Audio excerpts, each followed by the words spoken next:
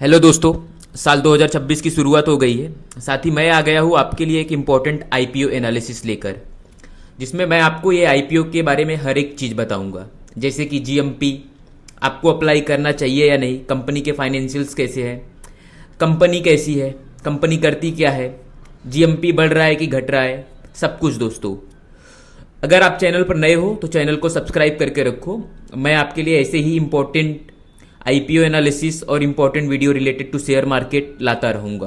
दोस्तों बात करते हैं जो कंपनी के बारे में हम डिस्कस करने वाले हैं। कंपनी का नाम है बीसीसीएल। बीसीसीएल का मतलब है भारत कोकिंग कोल लिमिटेड। इसकी सारी डिटेल आ चुकी है, जैसे कि प्राइस बैंड, मार्केट लॉट। तो दोस्तों ये वीडियो में हम देखेंगे क्या, लिस्टिंग गेन के हिसाब से लॉन्ग टर्म या शॉर्ट टर्म गेन, सब कुछ हम ये वीडियो में क्लियर करेंगे। उसके अलावा जैसे शेयर होल्डर कोटा हो गया, जिसको लेके अभी थोड़ा बहुत कंफ्यूजन है, इस वीडियो में हम दूर करेंगे। पहले दोस्तों हम जान लेते हैं कि इसका ग्रे मार्केट का प्रीमियम। देखिए दोस्तों, कैसा होता है कि ग्रे मार्केट का जो प्रीमियम होता है वो एक आइडिया होता है, जैसे कि यह डिमांड के अनुसार ऊपर नीचे होता रहता है। आपको उसके भरोसे नहीं रहना है, ना ही उसके भरोसे आपको आईपीओ को लेके कोई डिसीजन बनाना है। अगर आज की बात करें ग्रे मार्केट का प्रीमियम का, तो ये करीब 9 से 10 के आसपास ट्रेड कर रहा है। लगभग यूं मान के चले कि लगभग 50% के ऊपर ही इसकी जीएमपी चल रही है। जीएमपी अभी तो मतलब ठीक ठाक है, अच्छी है, बट एग्जैक्ट डिमांड आने में या फिर एक आध दिन और लग सकता है। इससे क्या है कि अभी एक्सपर्ट भी देखेंगे कि क्या सही है क्या गलत है, उसके हिसाब से जो डिमांड आएगी। ये सारी चीज डिमांड सप्लाई पर है, उसके बाद एग्जैक्ट जीएमपी वगैरह भी डिसाइड होती है। तो बात करें अगर कंपनी की, तो कंपनी 1972 यानी कि 1972 के आसपास इनकॉर्पोरेट हुई थी। मतलब अगर कंपनी को देखें तो 50 साल से ऊपर हो गए हैं। और ये कोल इंडिया की, मतलब कोल इंडिया काफी पुराना कोयला की कंपनी है, उसकी सब्सिडरी कंपनी है, एक सहायक कंपनी भी आप इसको बोल सकते हो। ज्यादातर जो हिस्सेदारी है वो पेरेंट कंपनी है, तो सारी हिस्सेदारी कोल इंडिया के पास ही है। वो ही इसके अंदर अपना 10% स्टेक है जो सेल करने वाले हैं। अब अगर आप सिंपल भाषा में देखें कंपनी करती क्या है, कंपनी जो कोकिंग कोल, देखिए कोयले जो होते हैं वो कोयले के अंदर भी अलग अलग कोयले होते हैं। इसके अंदर जो स्पेशलाइजेशन है कोकिंग कोल, कोकिंग कोल आते हैं स्टील इंडस्ट्री के अंदर। जो स्टील की मैन्युफैक्चरिंग होती है उसके अंदर कोकिंग कोल की यूज बहुत ज्यादा होती है। तो कोकिंग कोल स्टील इंडस्ट्री के अंदर यूज होता है, तो ये कंपनी मैन्युफैक्चर करती है, मतलब खदानों से, माइन से निकालती है, फिर आगे सेल करती है। और इंडिया की सबसे बड़ी कंपनी है कोकिंग कोल के अंदर।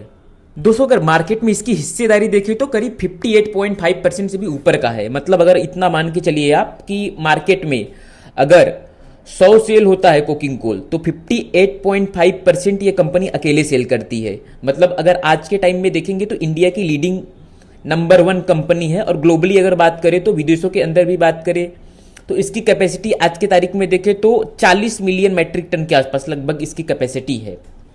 तो इससे जो बड़ी कंपनियां हैं वो 2 कंपनियां, एक चाइना है जिसका 400 एमएमटी के आसपास, मतलब 400 मिलियन मैट्रिक टन के आसपास या उससे थोड़ा ज्यादा ही है। तो वो इसकी कैपेसिटी मतलब क्षमता। और फिर सेकेंड नंबर पर है कंपनी जो है ऑस्ट्रेलिया की बीएचपी, उसकी कैपेसिटी है 7 से 70 मैट्रिक मिलियन टन के आसपास की। तो इसकी 40 मैट्रिक मिलियन टन के आसपास है। तो ये मान के चले ग्लोबली भी प्रोडक्शन के मामले में 3rd लार्जेस्ट कंपनी है। फिर उसके बाद ग्लेनकोर, टैंक रिसोर्सेस, अल्फा जैसी कंपनी जिन्होंने मेंशन किया हुआ है वो 5वें 6वें नंबर पर आते हैं। ऑल इंडिया की अगर कोयले के अंदर इंडिया के अंदर हिस्सेदारी देखें तो मार्केट शेयर देखें तो 74% का है। जितना कोयला ऑल इंडिया के अंदर सेल होता है 74% कोल इंडिया ही सेल करता है। मतलब लीडिंग कंपनी है कोयले के अंदर भी कोल इंडिया। दूसरा प्रोडक्ट वाइज अगर रिवेन्यू देखें तो 2 ही चीजें हैं इसके अंदर कोयला है, एक तो कोकिंग कोल, एक तो नॉन कोकिंग कोल। तो कोकिंग कोल से इसकी जो प्रोडक्ट मतलब रिवेन्यू जनरेट होता है 96%, और नॉन कोकिंग कोल से 4% के आसपास का रिवेन्यू जनरेट होता है। और अगर बात करें माइंस की, जो खदानें होती हैं, तो टोटल इनके पास 34 माइंस है, जिनमें से 26 ओपन कास्ट हैं, 4 अंडरग्राउंड के अंदर भी होता है खदानें, और काफी खुले भी होते हैं। कि तो total lease area 288 square feet के आसपास का इतना इन्होंने लीज पे ले रखा है, जिसके अंदर ये खदानें मतलब माइनिंग वगैरह करती रहती हैं। एक तो झारखंड के अंदर, दूसरा रानीगंज और वेस्ट बंगाल के अंदर। तो ये 2 जगह से कोयला निकलता है। और एक चीज मैं आपको बता दूं, बाड़मेर के अंदर भी इनका कोयला निकलता है, मतलब JSW पावर प्लांट के अंदर लगता है। इसके अलावा बाड़मेर के अंदर इनका पेट्रोल भी निकलता है। बाकी कंपनी वासरी का भी काम करती है। वासरी मतलब कुकिंग कोल जो निकलता है उसको साफ करना पड़ता है, धोना पड़ता है, और उसके लिए वासरी चाहिए होती है। तो इंडिया में 46 मिलियन टन पर एनम इतना वासरी होता है कोयला। उसमें से 23 MTPA ये अकेला वासरी मतलब इसकी वासरी में जाता है। 50% कोयला ये अकेले वॉश करती हैं और कैपेसिटी और भी बढ़ा रही हैं, जिसके अंदर करीबन 1108 करोड़ के आसपास ये इन्वेस्ट करने वाले हैं। तो यहाँ से थोड़ी बहुत इनकम होती है। ओवरऑल सेक्टर काफ़ी अच्छा है। टॉप लीडिंग कंपनी है इंडिया के अंदर, ग्लोबली भी 3rd लार्जेस्ट प्लेयर हैं। तो देखेंगे तो कंपनी को आप अच्छी कंपनी कह सकते हैं। दोस्तों अब बात कर लेते हैं थोड़ा कंपनी के फाइनेंशियल्स के बारे में। फाइनेंशियल्स में अगर देखें तो इन्होंने 2023 से लेकर 2025 तक का अपना डेटा दिया है, जिसमें अगर असेट्स देखें तो ईयर ऑन ईयर बेसिस पे अच्छी ग्रोथ देखने को मिली है। बात करें अगर रिवेन्यू को, तो रिवेन्यू में भी हमें ईयर ऑन ईयर बेसिस पे अच्छी ग्रोथ देखने को मिली है, जो कि काफ़ी अच्छी बात है। एक डिसेंट सी ग्रोथ है, मतलब ज़्यादा आप नहीं बोल सकते हैं, नॉर्मल ग्रोथ बोल सकते हैं। फिर बात करते हैं प्रॉफिट आफ्टर टैक्स की। तो प्रॉफिट के अंदर हल्का सा डिप देखने को मिला है 2025 के अंदर। वो डिप्रेसिएशन के कारण है। डिप्रेसिएशन जैसे आप टैक्स की लैंग्वेज में काफ़ी लोग समझ सकते हैं। कुछ मशीनें वगैरह रहती हैं जो पुरानी हो जाती हैं तो उनको लॉस में काउंट करते हैं, थोड़ा सा उस कारण भी लॉस है। बाकी ओवरऑल कंपनी प्रॉफिट के अंदर है और ये अच्छी बात है। प्रॉफिट मार्जिन अगर निकाल दें तो 2023 के अंदर 4.8%, 2024 के अंदर 10.8% और 2025 के अंदर 8.5% के आसपास प्रॉफिट मार्जिन है। और 2025 में डीप क्यों आया था, ये डीप का मैंने कारण भी आपको बता दिया। बाकी मार्जिन वगैरह अच्छे हैं, प्रॉफिट भी अच्छा है, नेटवर्थ भी इनकी ईयर ऑन ईयर बेसिस पे बढ़ रही है। बाकी जो इन्होंने बोरिंग्स दिखा के रखा है 1559 करोड़ रुपए का, 2025 तक ये डेप्ट फ्री थी। तो ये लॉन्ग टर्म बोरिंग जो ली हुई थी ये मैच्योरिटी है उसकी, मतलब ये एक किस्त जो बची हुई थी वो है। इस पर RHP मैं आपको बता रहा हूँ, बाकी उसके बाद ये ऑलमोस्ट डेप्ट फ्री हो जाएगी, मतलब किस्त पूरी कर लेंगी। इसके अलावा इनका एनुअल प्रॉफिट देखें, इसके बाद में रिजर्व देखें, तो ये अपना डेप्ट आराम से पे कर सकते हैं, कोई ज़्यादा दिक्कत वाली बात नहीं है। अभी भी 1559 करोड़ रुपए के हिसाब से डेप्ट टू इक्विटी रेशियो तो 0.2 निकल कर आ गए, मतलब ज़्यादा कोई दिक्कत वाली बात नहीं है इसके अंदर। तो ओवरऑल फाइनेंशियली कंपनी देखेंगे तो काफ़ी मजबूत नज़र आ रही है। ROC है जो वो 30% के करीब है। रिटर्न ऑन नेटवर्थ देखेंगे तो 20% से ऊपर का है, जो कि बढ़िया है। अगर पेयर कंपैरिजन करें तो इंडिया के अंदर इनका कोई पेयर कंपेटिटर नहीं है। जो अपने 2 पेयर्स इन्होंने मेंशन किए हैं वो US के हैं, इंडिया के नहीं है। और इसका P 8.64 का USA की जो 2 कंपनियां अल्फा और वॉरियर, उनका P 14.87 से 19.4 का निकल कर आता है। तो उस हिसाब से देखा जाए तो वैल्यूएशन रिजनेबल है और अच्छा है। प्राइस टू बुक है 1.63 का, और जो अदर्स हैं उनका 1.63 से लेके 2.3 के बीच में निकल कर आता है। तो प्राइस टू बुक वाइज भी वैल्यूएशन अच्छा है। ओवरऑल वैल्यूएशन जो दिया है इन्होंने, इशू साइज दिया है, मार्केट कैपिटल दिया है, उसके हिसाब से वैल्यूएशन रिजनेबल है, कोई ज़्यादा महंगा कंपनी नहीं है। तो दोस्तों हम जान लेते हैं थोड़ा IPO की डिटेल्स के बारे में। तो कंपनी का जो IPO है 9 जनवरी से लेकर 13 जनवरी के बीच में IPO ओपन रहेगा। फेस वैल्यू जो इसका है वो 10 रुपये रखा गया है। प्राइस बैंड रखा गया है 21 रुपये से लेकर 23 रुपये के बीच में। 600 का लॉट साइज है इसका, और इशू साइज थोड़ा कम किया गया है। पहले 1300 करोड़ रुपए का रखने वाले थे, अभी 1071 करोड़ के आसपास का रखा है, जिसके अंदर प्रमोटर अपनी 10% की हिस्सेदारी सेल करेंगे। कोल इंडिया और इसके बाद में इनकी हिस्सेदारी जो रहेगी वो 90% रह जाएगी। इसके बाद जो IPO का रूल होता है 75% करने का, तो बाद में हिस्सेदारी सेल ही करने वाले हैं।